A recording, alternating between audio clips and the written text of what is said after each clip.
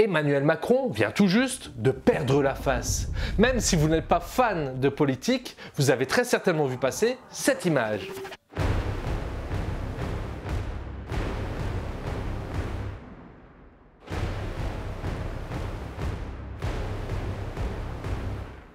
C'est un acte impensable envers un président de la République, mais surtout une sacrée leçon pour tout le monde.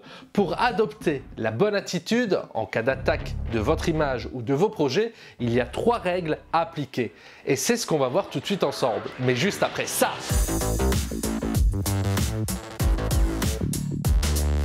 Actuellement, il est facile d'être attaqué, surtout lorsqu'on s'expose sur Internet. On peut vite devenir la cible de haters qui n'ont qu'un seul but, atteindre à votre image. Et quand on a un projet qu'on veut le développer, cela peut vite devenir problématique. Apparaît alors le premier piège, celui qui consiste à vous faire perdre le contrôle.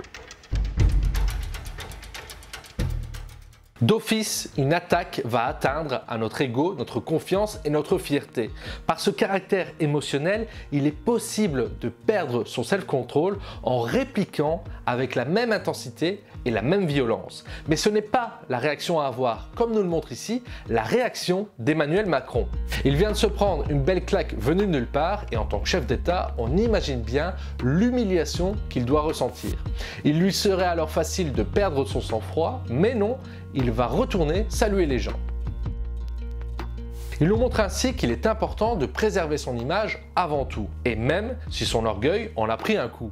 En cas d'attaque physique ou verbale, gardez votre sang-froid. Ce sera indispensable pour rester maître de la situation.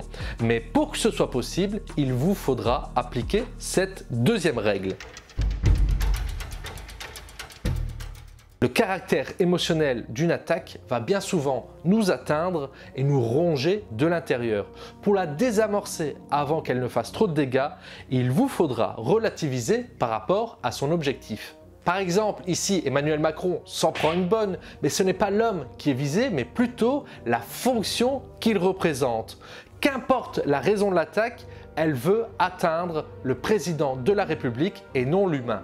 Un autre exemple, vous êtes la cible de commentaires désagréables et non justifiés sur YouTube ou Instagram. Ce n'est pas vous en tant qu'individu qui êtes visé car les haters ne vous connaissent pas, mais plutôt la personne et l'image que vous représentez.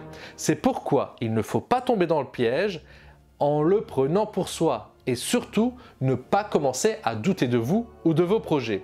Si vous le prenez personnellement, alors l'attaque, même si elle est injuste, aura atteint sa cible. C'est une chose plus facile à dire qu'à faire, mais pour que ce soit réalisable, il y a une dernière règle qui va vous aider à passer au-dessus de n'importe quelle attaque. Si vos projets sont présents sur Internet, c'est qu'ils sont importants pour vous. Donc, ne laissez personne les attaquer. Vous avez l'obligation de les défendre. La route sera longue pour que vos projets aboutissent. Donc si vous laissez n'importe qui démonter ce pourquoi vous travaillez dur, vous n'obtiendrez aucun succès.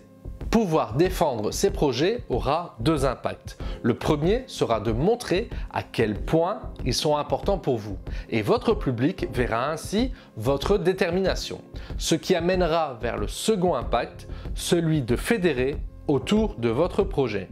En étant déterminé et confiant, vous allez obtenir la fascination de votre public qui n'aura qu'une envie, que vous réussissiez. C'est une loi universelle, en majorité, l'humain est pour la justice et l'égalité. C'est pourquoi il est indispensable de ne jamais réagir à chaud et surtout de ne jamais réagir avec violence. La réponse aux attaques doit être réfléchie et maîtrisée. Cela doit être un mélange subtil de détachement et de fermeté. Mais pour ça, il vous faudra vous référer à la règle numéro 1. Vous comprendrez ainsi que ces 3 règles, garde ton sang-froid, n'en fais pas une affaire personnelle et défends tes projets, sont complémentaires et indispensables pour pouvoir désamorcer n'importe quelle attaque et la transformer à notre avantage. Tout ce qu'on a vu aujourd'hui est parfois difficile à appliquer, mais pour ça, j'ai une citation que je me répète lorsqu'on m'attaque et qui m'aide à relativiser. Cette citation, on la retrouve dans ce film. Je sais que je plais pas à tout le monde.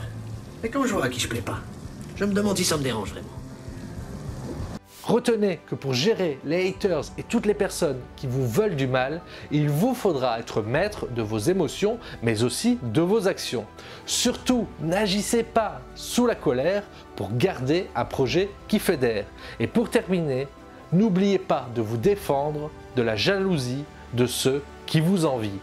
Récemment, Emmanuel Macron a reçu une autre leçon, celle de deux garçons venus tout peinards à l'Elysée lui raconter des histoires. C'était Marathon pour vous servir. Si vous avez aimé ce contenu, n'oubliez pas de vous abonner pour ne rien manquer. Je vous donne rendez-vous demain. Portez-vous bien. Ciao!